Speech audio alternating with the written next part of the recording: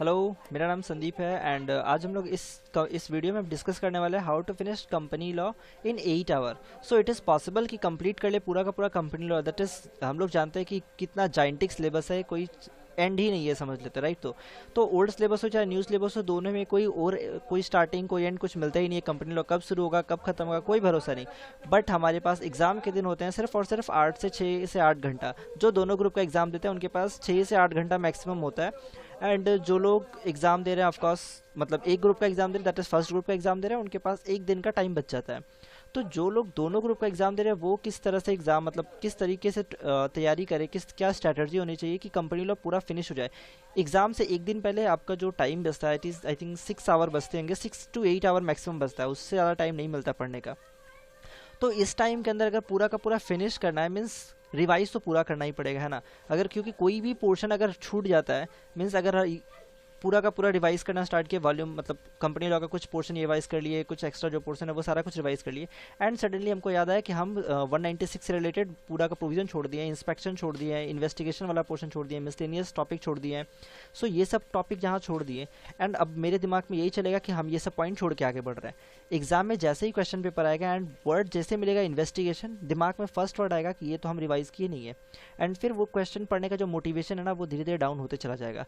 तो ये चीज़ नहीं होना चाहिए। मीन्स एक बार अगर देखा हुआ रहेगा तो एग्जाम में ये मोटिवेशन रहता है कि नहीं, हम एटलीस्ट पूरा का पूरा सिलेबस करके आए हैं, तो मेरे को इतना पता है कि कुछ भी क्वेश्चन आएगा मेरे दिमाग में है उसका आंसर, बस उस दिमाग के आंसर को बाहर निकालना है। इंस्टीट्यूट कोई भी क्वेश्चन पेपर देता है, कोई भी एग्ज़ाम दे रहा है, वो उस एग्ज़ाम में 60 मार्क्स का ऐसा पेपर देता है जो कोई भी स्टूडेंट लिख सकता है अगर वो पढ़ा हुआ है तो। लेकिन जो रिमेन 20 मार्क्स होते हैं वो 20 मार्क्स का जो क्वेश्चन आता है वो एक स्टैंडर्ड मेंटेन करके चलते हैं, जो स्टैंडर्ड अगर बहुत अच्छे से डिटेल में पढ़ा हुआ है तो ही लिख पाएंगे, एंड बाकी का 20 मार्क्स एक्सपर्टीज लेवल पे होता है। मीन्स बहुत अच्छा नॉलेज रहेगा तभी वो 20 मार्क्स हो पाएगा, अदरवाइज आपका 60 70 80 मार्क्स का अच्छे से पेपर कर सकते हैं। एंड बट अब इसका ये मतलब नहीं है कि 80 मार्क्स का टारगेट करके जाओ एग्जाम देने, नहीं यार। टारगेट करके जाना है पूरा 100 मार्क्स के लिए, लिख के आना है पूरा 100 मार्क्स का। ऐसा नहीं कि 80 मार्क्स 75 मार्क्स का ही टारगेट करके जाना है, लिख के टारगेट पूरा करके जाओ। ना क्वेश्चन आता है कि पहले फिनिश कैसे करें कंपनी लॉ को पूरे के पूरे 8 घंटे में। इज इट पॉसिबल कि फिनिश किया जा सकता है? इतना ह्यूज सेक्शन है, मतलब कोई शुरू शुरू कर दो, एक बार स्टार्ट कर दो तो वो फिनिश होते होते मतलब हफ्ता गुजर जाता है। तो इसको फिनिश करने का इजी तरीका है, मीन्स आपको रिवाइज करना पड़ेगा कम से कम 3 बार, मिनिमम 3 टाइम्स रिवीजन होना चाहिए।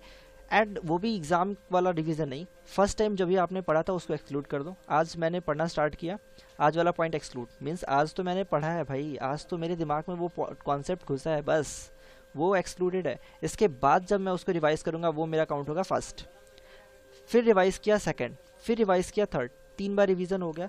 एंड देन अब मैं एग्ज़ाम के लिए रेडी हो चुका हूँ। अब जब एग्ज़ाम आएगा ना उससे एक वीक पहले, एक वीक या फिर 15 दिन पहले आपको एक बार पूरे के पूरे प्रोविज़न को जस्ट फटाफट पेज पलट के चेक कर लेना होगा कि हाँ भाई ये सारा कुछ मेरा देखा हुआ है, एग्ज़ाम के दिन मैं इस टॉपिक के ऊपर इतना घंटा दूंगा, इस टॉपिक के ऊपर इतना घंटा दूंगा।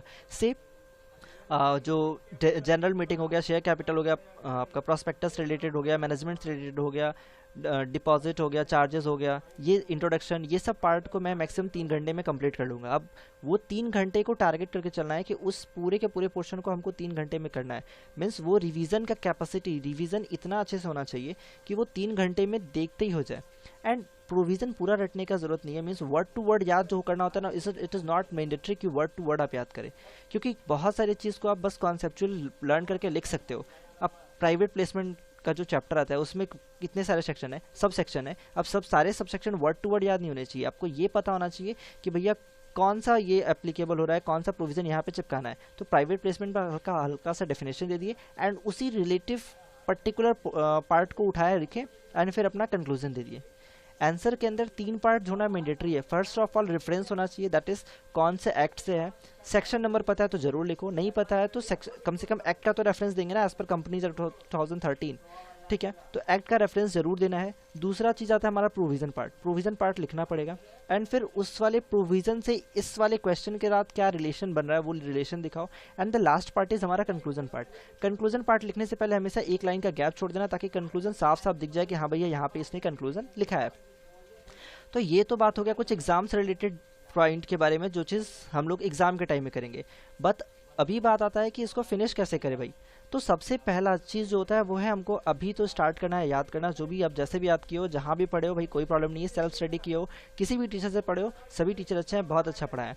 तो अब पॉइंट आता है कि जो फर्स्ट टाइम रिवीजन करेंगे, फर्स्ट टाइम रिवीजन करेंगे कब करेंगे।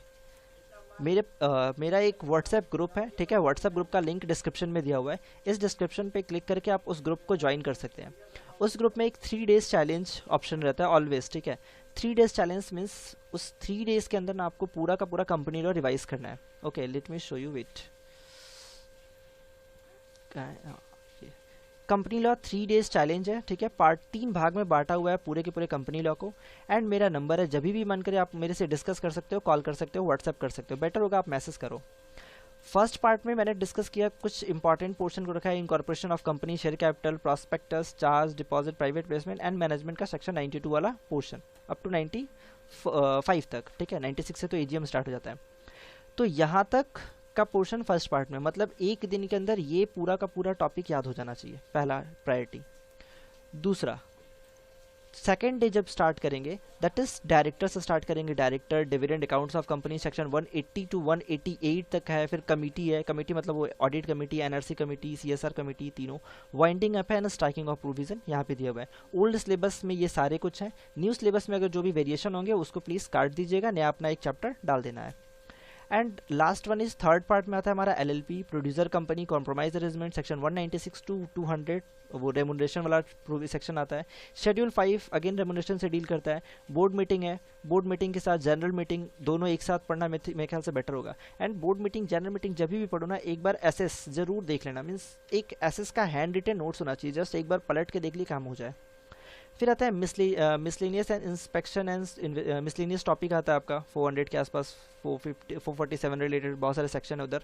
वो सारे सेक्शन नहीं, मीन्स जो इंपॉर्टेंट है, जो काम के हो सकते हैं। ओके, इंस्पेक्शन में सभी नहीं, मतलब जो इंपॉर्टेंट है, लाइक आरओसी से रिलेटेड कुछ पावर दिए गए हैं, कुछ कंपनीज के अंदर बहुत सारे पावर दिए गए हैं, तो वो सारे कौन से ग्राउंड है, वो ग्राउंड वगैरह आपको पता होना चाहिए, कौन अप्लाई कर सकता है, ये सब पता होना चाहिए। ओके, एंड इन्वेस्टिगेशन बेसिकली वो था। इंस्पेक्शन मीन्स कौन शेयर होल्डर कौन सा डॉक्यूमेंट को कब इंस्पेक्ट कर सकता है, वो वाला पोर्शन। इससे रिलेटेड मैंने एक सेपरेट वीडियो भी बनाया हुआ है। ओके, सो बात है यहाँ पे तीन पार्ट में बांट दिया, section part 1, part 2, part 3। Part 1 एक दिन पढ़ लिए, जिस दिन भी आप चैलेंज एक्सेप्ट करो उस दिन आप मेरे को मैसेज करोगे, भैया मैंने चैलेंज एक्सेप्ट किया 3 डेज़ का। ओके, उस दिन आपका चैलेंज स्टार्ट हो गया। फर्स्ट डे आप ये वाला पार्ट कंप्लीट कर लिए, सेकंड डे आप ये वाला पार्ट कंप्लीट कर लिए, आप मैसेज कर सकते हो first day challenge completed, second day challenge completed, third day challenge completed. 3 दिन का आपका चैलेंज फिनिश हो गया। फोर्थ डे मेरा एक टेस्ट पेपर, एक टेस्ट का मतलब एक क्वेश्चन पेपर रहेगा, ठीक है, 100 मार्क्स का रहेगा फुल, आपको मिल जाएगा। वो आपको सॉल्व करके मेरे को सेंड कर देना है, उसका मैं उसको चेक करके आपको सेंड कर दूंगा। ओके, व्हाट्सएप पे। And it is all of मतलब फ्री ऑफ कॉस्ट है, कोई कॉस्ट वगैरह नहीं लगेगा इसका। तो ये आपको मिल गया कंपनीज एक्ट, एक बार पूरा रिवीजन हो गया, राइट। जिस भी दिन आप 3 डेज चैलेंज देते हो, 3 डेज चैलेंज तभी लेना जब पूरा का पूरा कंपनीज एक्ट आपका हो जाए। एक बार पढ़ना, जो क्लास में पढ़ते हैं ना वो पढ़ाई हो गया हो, उसके बाद ही 3 डेज चैलेंज लेना, या फिर एक बार रिवीजन के बाद लेना।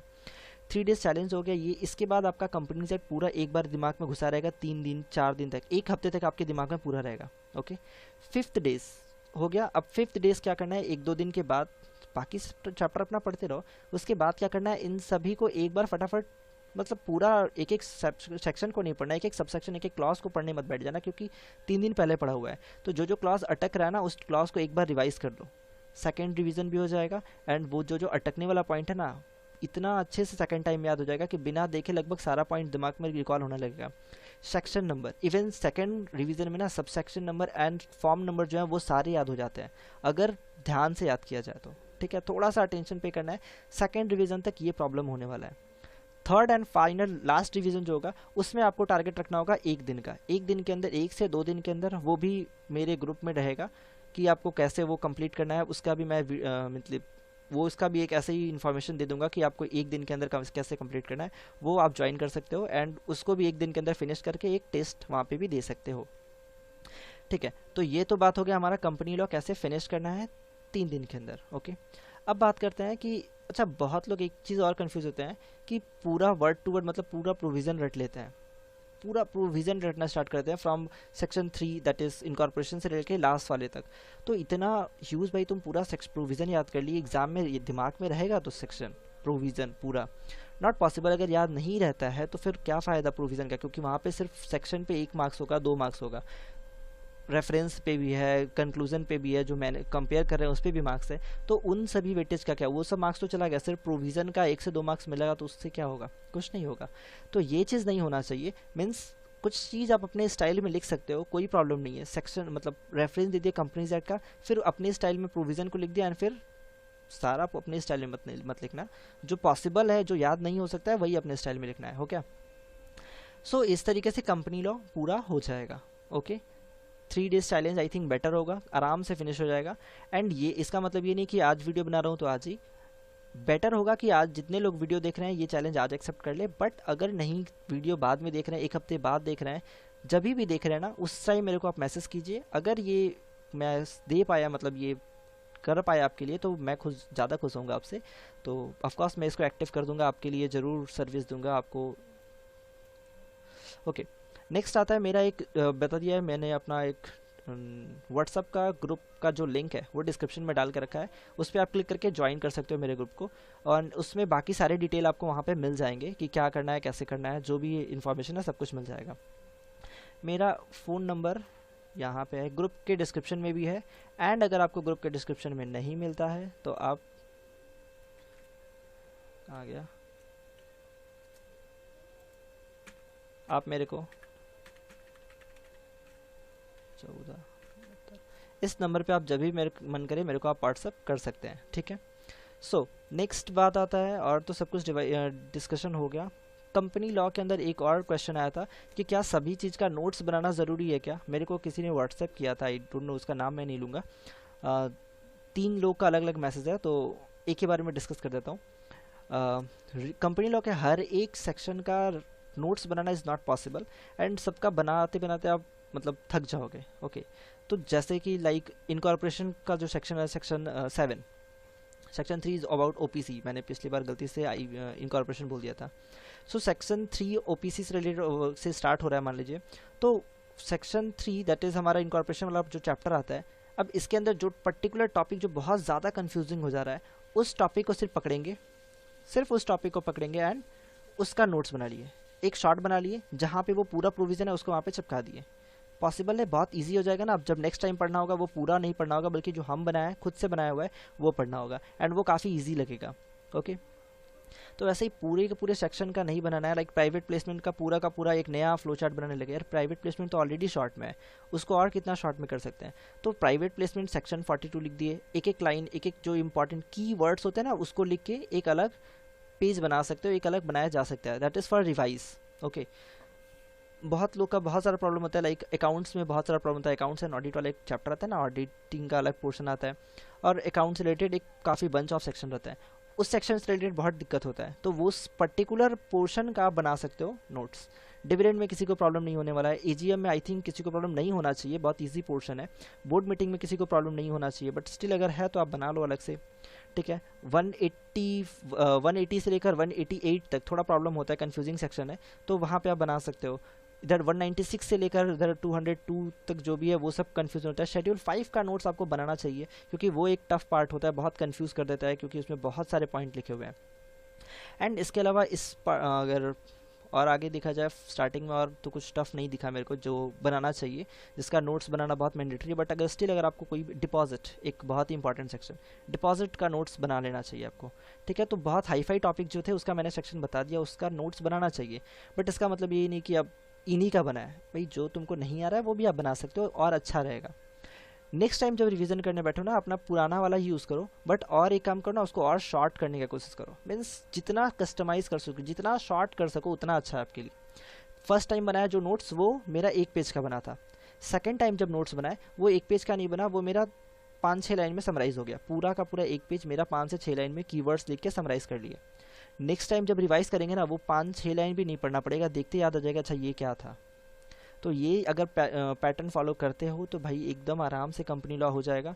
कंपनी लॉ का पेपर टफ आता है ऐसा नहीं बोला जा सकता कि बहुत टफ रहता है, और बहुत इजी भी नहीं बोल सकते। बेसिकली सोचो अगर once you become a professional, क्या करोगे कंपनी में जाके?